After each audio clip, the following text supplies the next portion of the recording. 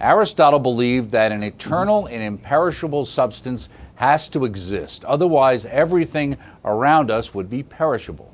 Plato had a metaphysical viewpoint. He believed that the fact that our very surroundings exist points to a higher power. Can you add to this? This is John Mark from Iowa. Sounds heavy to me. Yeah. Yeah, well, John, just very quickly, yes, you can add to it significantly. First, if I might shamelessly plug a website here, if you could just go to magiscenter.com, and if you could call up a document in the free resources in the Faith, Science, and Reason landing page, there's a free document called Contemporary Thomistic Metaphysical Proof of God. Now, if you take that proof, you're going to get everything, that's been added to the Aristotelian and Platonic insights since the time Aristotle formulated what's called the first cause proof. Because what you just suggested about Aristotle is correct. What Aristotle recognized was that if every reality needed a cause in order to exist, then the totality of reality would also need a cause in order to exist. But of course, that cause would have to be outside of the totality of reality, so it wouldn't exist. So reality would be nothing if the totality of reality needed a cause to exist. Now, I know that sounds, difficult to just kind of hear coming out of my mouth, which is why I want you to go to that Contemporary Thomistic Metaphysical Proof on that magiscenter.com website. Because what I do there is then I take the great Aristotelian insight, right? There has to be at least one uncaused reality. Because if there isn't, then there's nothing in all reality, including me. So that's the first thing, and of course that's a very certain conclusion, because the consequence of denying it is you have to deny your own existence, which is always bad if you really think you exist. So the second thing is, well, how has this been added to? What Thomas Aquinas did was he came up with two really important insights which helped to prove the unrestricted nature of that uncaused reality. And the first insight, which I'm not going to explain in the program today, but you can read this thoroughly in the proof there, is called the real distinction between existence and essence. This is very, very important to understand. And the second insight is what's called the ontological priority of existence over essence. And it used to be called existence precedes essence, the requirement that existence precede essence. So if you get those two insights, what I'm telling you, John, is you will also understand why this unrestricted reality, this uncaused reality that Aristotle proves, conclusively in his proof, you'll see why that uncaused reality has to be unrestricted. Then the next thing that Thomas Aquinas did to advance this, he shows you can only have one unrestricted reality. Now, I'm going to give you the simple proof of this, but if you want the real complex proof, you just go to that Contemporary Metaphysical Proof of God on the magiscenter.com website. But here it is in a nutshell. Imagine that you had two unrestricted realities.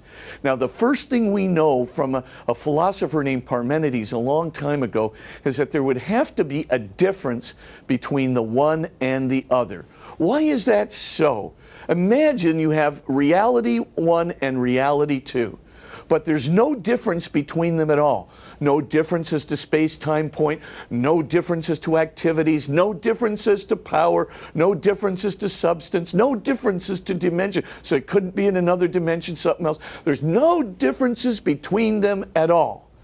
What do you have? Of course, the self-same reality. You have the self-identical, the same reality. But if you have the same reality, it's one. You don't have two.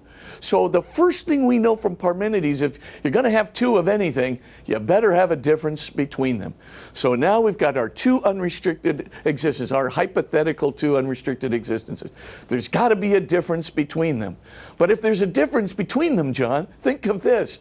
Then one would have to have something, or be something, or be somewhere, or be in another dimension that the other one was not. That not is really important. So one of those unrestricted realities would not be somewhere, would not be something, would not have something, or would not be in a dimension that the other one was. Think about that for a second. The one that was not there, the one that didn't have that characteristic, would be finite. It would be restricted. And what Thomas Aquinas knew unequivocally is that any second unrestricted reality would have to be restricted in order for it to be differentiated from the first. And that means you'd have a restricted, unrestricted reality, which is a contradiction. And remember, contradictions are very bad because they represent impossible states of affairs. Now look at what Thomas Aquinas has done with the one great Aristotelian insight. He started with the necessity that there be one uncaused reality in the whole of reality, because if you didn't have that, you couldn't exist. And he proves it conclusively. And then Aquinas shows that it has to be unrestricted. There's one that this uncaused, or any uncaused reality would have to be unrestricted. And then he shows that it has to be one and only one. Now you see the implications of this. Because if you can only have one unrestricted, uncaused reality, then the rest of reality, by disjunctive syllogism, has to be caused realities.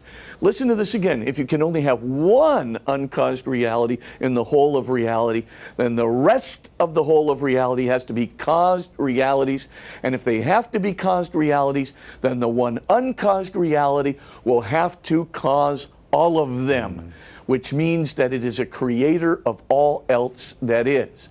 Now notice what St. Thomas Aquinas has done. He's avoided all of Bertrand Russell's so-called objections to metaphysical proofs. And by the way, Richard Dawkins as well. For, remember, I was a kid once, I read this book, Why I Am Not a Christian, and by Bertrand Russell. And in there he goes, I have discovered, that all metaphysical proofs of God assume the causal maxim. They all assume that everything must have a cause. So I asked myself, well, what's the cause of God? Ha! Absurd. Therefore I knew these proofs of God couldn't possibly be true. Well, of course, I am simply laughing at this because Thomas Aquinas solved all those problems, unbeknownst to Russell, right? Hundreds of years before. And why does Aquinas resolve this problem? Because Thomas Aquinas never did assume the causal maxim. He didn't assume that everything needed a cause. What's the first premise in Aristotle's and Thomas Aquinas' argument? Not that everything has a cause, but instead there has to be at least one uncaused reality in the whole of reality. Uncaused reality in the whole of reality. Otherwise you couldn't have any reality. So the first thing is, the objection is totally false. The second thing, and this is the really interesting part of it, is once Aquinas proves, by using the real distinction between existence and essence and the requirement that existence precede essence, he proves that it has to be unrestricted. He proves there can only be one unrestricted existent, and therefore he proves that the one that an uncaused reality has to be can only be one, has to be the cause of the rest of all reality. At that juncture, Aquinas proves the rest of the causal maxim, that there is one and only one uncaused reality. Everything else in reality must be caused by that one and only one uncaused reality, because if it did not exist, nothing would exist. This is the genius of the man who, of course, Russell and Dawkins, they understand him so little, they gave him so little credit, but it's all put out there in logical form for you there on magiscenter.com. Just go to our Faith, Science, Reason site, that contemporary metaphysical proof of God. You can read the whole thing, contemplate it, think about it, see the contradictions or the contradiction of your own existence that would result.